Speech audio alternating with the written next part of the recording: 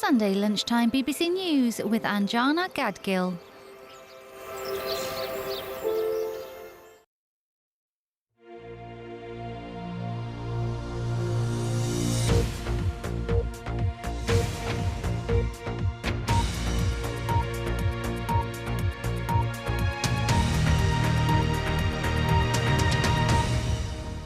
Good afternoon. The Defence Secretary, Grant Shapps, says it would be crazy not to look again at the rising cost of the HS2 rail project.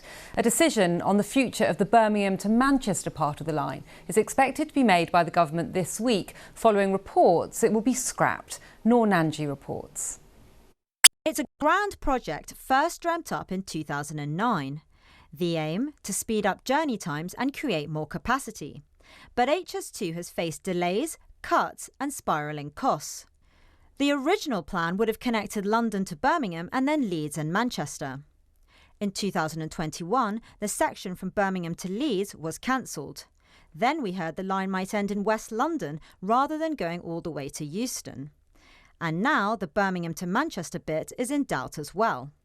The last official estimate on HS2 costs, excluding the cancelled Eastern section, added up to about £71 billion, although this was in 2019 prices.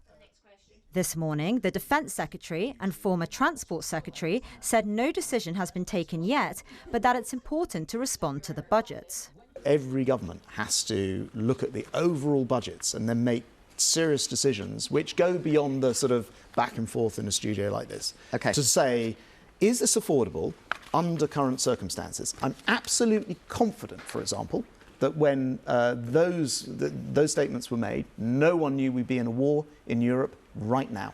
With all of the consequences, all of the costs and all of the inflation. Of course, and any government that doesn't go back and then look at it is crazy. Mr Shapps would not comment on whether or not separate plans for the Northern Powerhouse rail scheme between Leeds, Manchester and Liverpool would still go ahead, even if the northern section of HS2 is scrapped.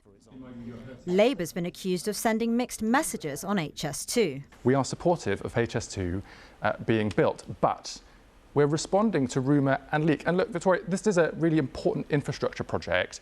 What I say on your show matters because we, the Labour Party, hope to be in government next year. We're not going to make decisions about national infrastructure projects that involve tens of billions of pounds without all of the information being available. This weekend, business groups and political voices have been lobbying the government not to truncate HS2 further. In a letter organised by the rail industry, the leaders of 21 firms warn that discarding the leg to Manchester will have serious implications for the UK economy. With pressure mounting, it's thought a decision could come as soon as the coming week. News. Well, our political correspondent Jessica Parker joins me in the studio. And Jessica, pressure's really growing on the government now to explain its plans. Yeah, there's now a kind of chorus of criticism about a decision we're told still actually hasn't yet been made. But ministers are certainly dropping some quite heavy hints. So look at what Grant Shapps, the Defence Secretary, has been saying today. He said they've got to look at whether it all still stacks up, that HS2 isn't the be-all and end-all, and that the economic situation has changed. I think politically it's quite interesting. Everything now has to be seen through the prism of next year's likely general election. And at the moment, Rishi Sunak seems, he of course made this announcement recently on green policies, quite prepared to wade into controversial waters, to stick his neck out politically. And I think Downing Street would say that he is willing to take tough decisions, but it's a political tactic that isn't without risk. In terms of where we are right now, I'm told still no decision has yet been made, but we could see an announcement on HS2 this week, and I think there might be some within government who'll think there needs to be an announcement quite soon because they'll think the speculation's getting somewhat out of hand. Jessica, thank you. The Home Secretary, Suella Braverman, has ordered a review of armed policing after a large number of Metropolitan police officers stepped back from firearms duties. Their decision is linked to the case of an armed officer who was charged with the murder of a man. 24-year-old Chris Cabber was unarmed when he was shot and killed in South London last year. A Met police officer appeared in court on Thursday. Joe Inwood has more. Chris Cabber was unarmed when he was shot and killed in Streatham. He was driving a borrowed car. According to police, the vehicle had previously been linked to an incident involving a gun. Chris Cabber was hit by a single bullet, fired by a police officer. There was widespread outrage at his death, especially amongst London's black community. Last week, his family were in court to see a police officer who is only being referred to as NX121, charged with murder. They welcomed the prosecution, but it's been met with concern by many of the officer's colleagues. In total, it's thought more than 100 firearms officers have handed in what's known as a ticket, permitting them to carry weapons. One former officer says he's not surprised. I was on armed response for 23 years. I was on VIP protection, and I hugely enjoyed the professionalism, the teamwork of it, and I would miss that. Would I put my weapon down today? Yes, I would hand it in. It's not worth it. Announcing a review, the Home Secretary said police officers have to make split-second decisions under extraordinary pressures. They mustn't fear ending up in the dock for carrying out their duties. Officers risking their lives to keep us safe have my full backing. Officers from other forces have now been drafted in to help patrol London, a job the Police Federation admits comes with responsibility, but also accountability. Joe Inwood, BBC News. The Lib Dem leader, Sir Ed Davey, says his party hasn't changed tack on house building targets in order to win votes from Conservative supporters. The party is considering dropping a commitment to build 380,000 new homes a year in favour of targeting 150,000 new council or social homes. Well, let's speak to our political correspondent, Helen Catt, who's at the party's conference in Bournemouth. Helen, why is this being considered? Well, housing targets have been pretty controversial in the sort of areas that the Liberal Democrats are hoping to win off the Conservatives at the next general election. The government has stepped back from imposing specific numbers on specific local areas. What the Liberal Democrats are proposing is to scrap their overall targets for private homes. Now, their argument is that having targets like this just leads to a developer-led approach that puts the wrong kind of homes in the wrong places. Now, there is some pushback here at the Lib Dem conference from younger Liberal Democrats who are saying actually no, they think this is wrong and actually that housing targets should be more ambitious. But Sir Ed Davey said that he believes that a community-led approach would actually end up delivering more homes.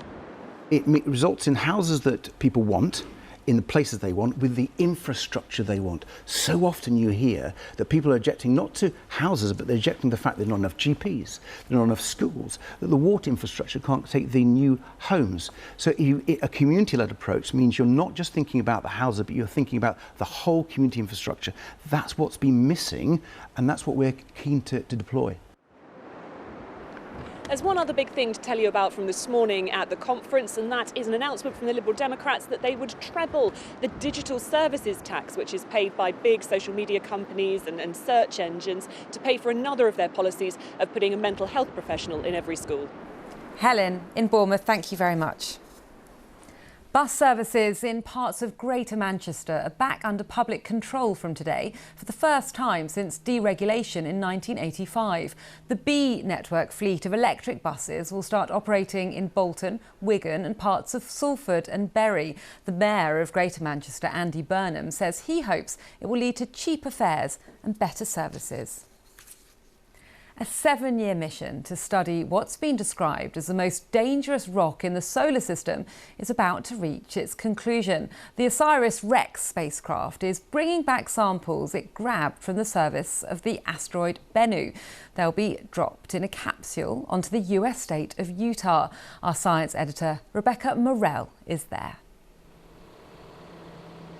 Yes, the sun hasn't yet risen here at the military base in Utah, but we're less than 3 hours away from this capsule, which is carrying these precious fragments of the asteroid Bennu from landing in the Utah desert. But that final descent is going to be perilous. It will be travelling at 27,000 miles an hour through the atmosphere, experiencing temperatures of 3,000 degrees Celsius. After that, 2 parachutes will open and hopefully that will take it down for a soft landing. These helicopters behind me are going to be taking the recovery team out to the capsule where they'll be bringing it back here to base. Now, this is a lot of effort to go to, and there are 2 good reasons. The first is this space rock is the most dangerous one in our solar system, so studying it could give us some idea of how to stop it should we ever need to.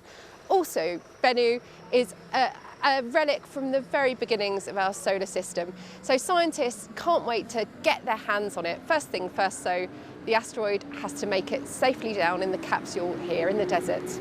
Exciting stuff. Thank you very much, Rebecca.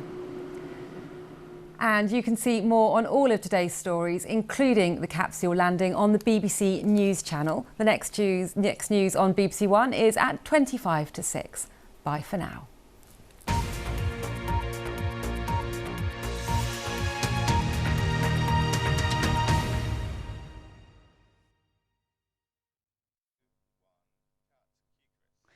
Hello. I think through the afternoon and overnight,